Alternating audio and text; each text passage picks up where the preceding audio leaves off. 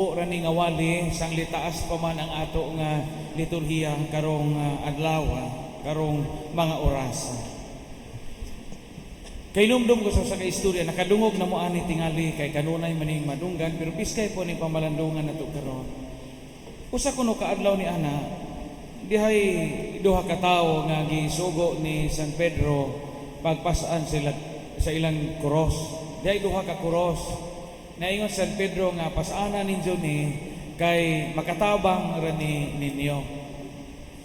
Pariha o gitaso ng cross, parihag gibag-on, parihag sukod, parihag timbang. Dungan sila gikan. Naingon si San Pedro nga ayaw mog undang og pasan sa cross og di ko mohatag ninyo og abiso og di ko mohatag ninyo memo nga paundangon na mo.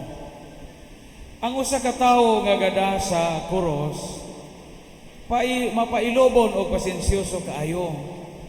Ang usapod labihain ka reklamador. Pagdana nila sa ilang mga cross, gidungan sila gikan, kay gitayman man sila. Pag-abot og usang kilometro, dito po mga gikatagbo nilang mga tao nga sigig sulsol. Dayo sa kapanday, pag-abot sa ka kilometro, ingon ito, prat! Tag-asa man na inyong cross, nga ubang mga cross gida ato inyong mga kauban ning labay gahapon mugbo ra man kaayo. Sos gibinuangan gyud mong San Pedro, gidaog-daog gyud mong San Pedro. Putli na. Ang usa wa mo tuo, lakaw lang siya. Ang usa iyang giputlan. Giputlan niya dapit sa tiilan. Lakaw na pud silang duha. Pag-abot sa tulo ka kilometro, diyan na po'y mga tao nga ning sulsol nila. Yo, Brad, nga naman inyong cross nga tag-as bugat makaayo. Ibinuangan mo, anak, ayaw mo katuo nga maugin ay tinud nga cross para inyo. Ang nanglabay dinig kahapon, gaan raman to kaayo. Mutang usa katong reklamador, isan nang giputlan ag uhan sa ijang cross. Nawa na tong inre na sa ibabaw. Ang usaway tingog, way reklamo. Pag-abot sa 5 kilometro, ingon si San Pedro, anha ra mo diha daan. Day minsahiro nga gipada ni San Pedro o giingnan sila, diha ra mo kutob. Kay jamo naman sila ay malakwan. Kay pagtanaw nila, pangpang naman. Pangpang naman. Ni pagkatao ding ingon si San Pedro, salamat kay inyong gipasan ang inyong mga krus, inyong gidain inyong mga krus. Kaning bungaw nga na dinhi kabantay mo sa pikas na ay siyudad ang ahayag kaayo, mauna na'y langit. Kanang inyong krus nga inyong gipasan, gisukod yun na nako. Mauna inyong latayan, gikan dinhi sa pikas pangpang, ngadto sa pikas pangpang. Ang nakaabot sa pikas tampi katura yung gada sa cross nga wa niya putli ang isang cross kay takdo man gyud pagbutang sa cross sigo gyud nga hiabot ang pikas nga bahin sa cross sa pikas nakalatay siya. Ang usa nahagbong kay hingaybot naman ang iyang cross. Mga igsoon usahay sa itong kinabuhi, maparihas kita ani mga tao at umaong tao nga gasigig reklamo sa iyang krus. Karon sa kamatayon sa itong Ginoong Hesukristo, tulo ka personalidad ang angay natong kapanaminan og asa kita.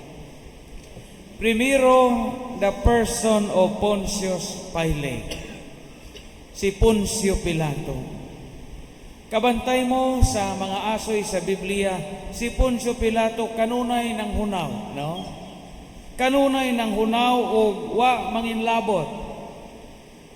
Nang hunaw siya og miingon, wa ko'y labot ug unsay mahitabo aning tawhana, inyo kining hukom. Sa pagpanghunaw ni Pilato, siya wa makahimo og maayo nga hukom nga iya untang dapigan sa Jesus. Kay napildi siya sa singgit sa mga tao. Di ba sa itong kinabuhi po, daghang mga panahon nga parihas mo ang Poncio Pilato. Daghang mga panahon nga manghunaw kita. Usahay, bisag klaro kaadyo nga kitay amahan sa bata, liwat na tog pilo kay baon, liwat na tog kilay ug buna kay dangas, liwat na tog tangkugo kay baga. Unya mo ingon atong napaangkan nga og imo ni manghunaw gihapon kita. Umiyog di na imo basig anak ng padapan niya. Daghang mga panahon nga manghunaw kita. Usahay manghunaw kita sa atong mga obligasyon. Usahay manghunaw kita og atong ipamasangil sa uban o playing safe kita sa mga manghitabo nga kitay nakaingon. Ug naa na gani mga bulilyaso, di na kita manginlabot bisag ato kining kargo. Parihas kita ni Poncio Pilato. Ikaduhang personalidad ang katawhan, ang mob or ang crowd. Katong crowd nga naninggit ilansang siya sa krus. Katong mga tao nga naninggit karon og ilansang siya sa krus, maura po itong mga tawhana atong bindita sa lukay nga hingog, Hosana ang anak ni David, mabuhi ang anak ni David, Hosana ang anak o kaliwat ni David. Maura to mga tawhana. Pag Biyernes Santo o pag Domingo sa lukay, mabuhi ang anak ni David. Pagka Biyernes Santo, ilansang siya sa krus. Ingana po dosahay sa itong kinabuhi. Dahil mga tao nga mo'y unang mo appreciate nato, mora po na mo dok-dok nato. Parehas ba inikasal nato, di ba? Inikasal nato mo aminta sa atong bagong ugangan, mo aminta sa atong bagong mother-in-law o father-in-law. God bless, anak, welcome to the family. I am proud of you. Pagkabuntis na nimo jamo makay trabaho, katong himo imong ugangan nga hiyog welcome to the family. Moro po to'y namuy-boy nimo. Panuway ni Hombinazi, pader, hakog, kaso, bugas, way buhay. Ingani usahay ang kinaiya sa tao. Daga mga panahon nga kita maoy mo dayi, kita maoy mo hatag o pasidungog, pagimanhiman, kita rapoy mo kondena. Kita rapoy mo kondena. Di ba usahay, kamo managuya pa, you have all the praises from your boyfriend. Guwapa lagi ka love, taas lagi kag ilong, kinalamian ka og tingog, kinapiskayan kag buhok, kinahumutan ka. Pagaminjo na ninjo, sige na mong away. Kag ikaw mo ikinakimautahang badge sa tibok kalibutan, kay kinay mong hawak murag akasya sa himilian. Parihas kita ni mga tao sa Ebanghelyo karon nga maoy hingog mabuhi ang anak ni David atong Domingo sa lukay, pagka Biyernes Santo mao ra po hingog ilansan sa krus. Ikatulo og katapusan niya si Simon Sireneo. Si Simon Sireneo ni tabang pagpasan sa krus ni Jesus. Si Simon way labot. Wa siya labot. Gabiyahe lang siya gikan sa Banikapadong sa siyudad. Giingnan siya sa mga sundalo. Tabangin ang tawana kay di nakadaog sa iyang krus.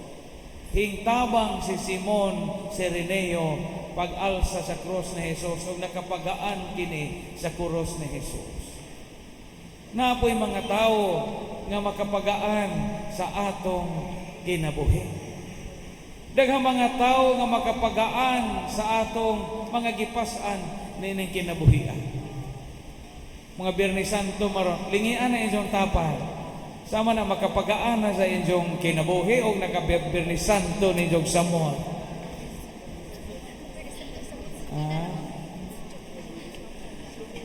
Kana mga tao nga maduol nato panahon sa panginahanglan, makapagamura nag mga tao nga Simon Sireneo. Mga tao nga kadang pa nato sa mga panahon nga jamo-jamo tay nahibilin.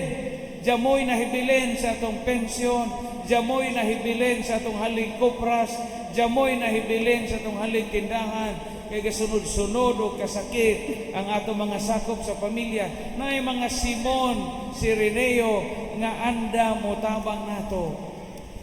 Mao ni mga tao nga makapagaan sa atong kinabuhi. Sa parokya daghang mga tao ang mga Simon, Sireneo nga nakapagaan sa kabugat sa mga obligasyon sa kura paroko o sa mga pari.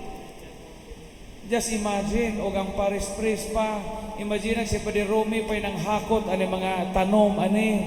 Unes Padre Rene pa enjoyang nga gipa-decorate anang 15 ka karo. O ako pa kita'y gaandam sa katapusang panihapon sa mga apostoles.